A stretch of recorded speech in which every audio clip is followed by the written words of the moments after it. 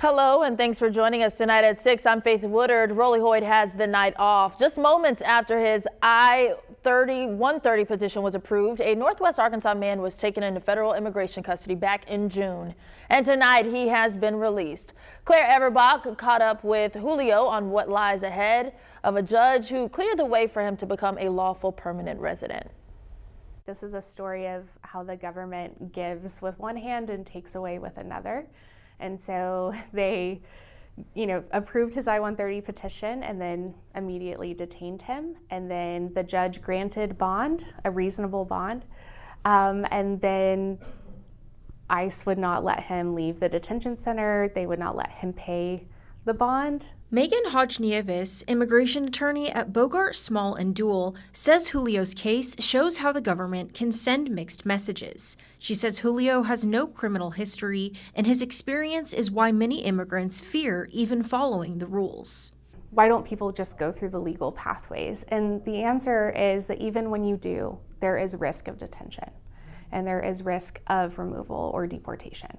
Susan Duell, partner at Bogart, Small and Dual, says this is what many families face today. That's the difficulty practicing immigration law or being an immigrant right now is the law has laid out the steps for you, but there are sort of traps along the way. And we're seeing that more and more where individuals are following all the rules that have been laid out before them, but because they've either fallen out of status or didn't have status, they run the risk of doing it the right way because they may be detained along the way. In Julio's case, a judge ruled in his favor on September 25th. Thankfully, we were able to secure a victory for Julio, and he is out of custody now. He was released to his family, and he's able to be a lawful permanent resident now.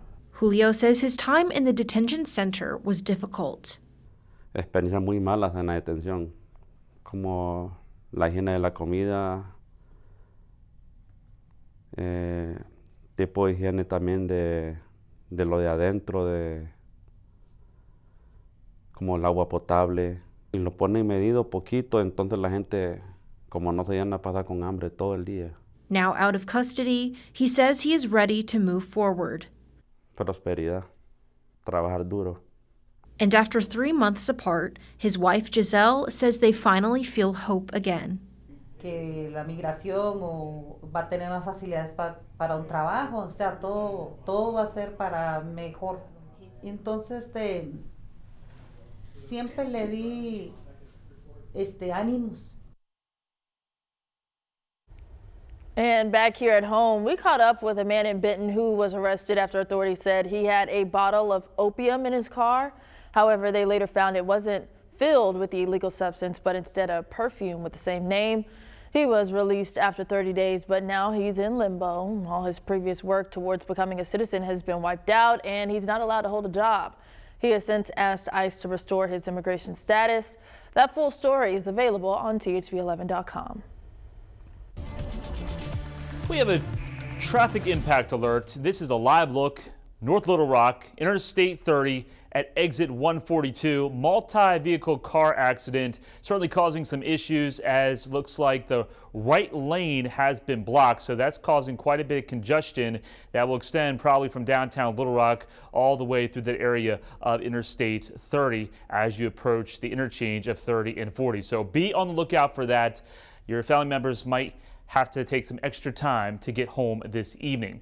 Temperatures out there. We've got numbers into the low to mid 80s across the state. Low humidity. It's feeling really good. And if you're headed to any high school football games, the game of the week is happening at Bauxite as they're hosting Arkadelphia. Kickoff temperature around 78 degrees with clear skies. Winds pretty light, will drop down into the upper 60s.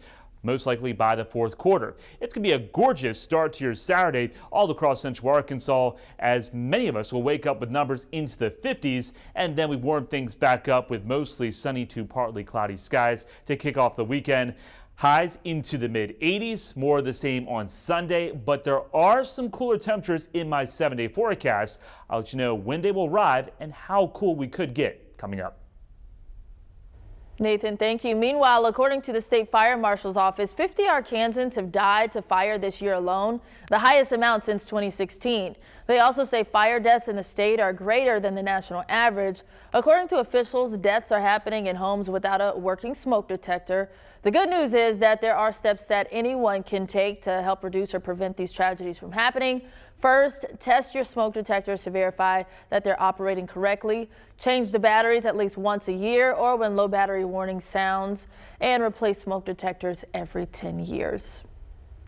More than 100 Arkansas National Guardsmen are going on a 13-month mission to the southern border. Nearly 120 guardsmen, including a helicopter unit, will work along the southern border in Texas to support U.S. Customs and Border Patrol. The images you see here are the types that'll be deployed. A departure ceremony is happening on October 5th, the day the mission starts.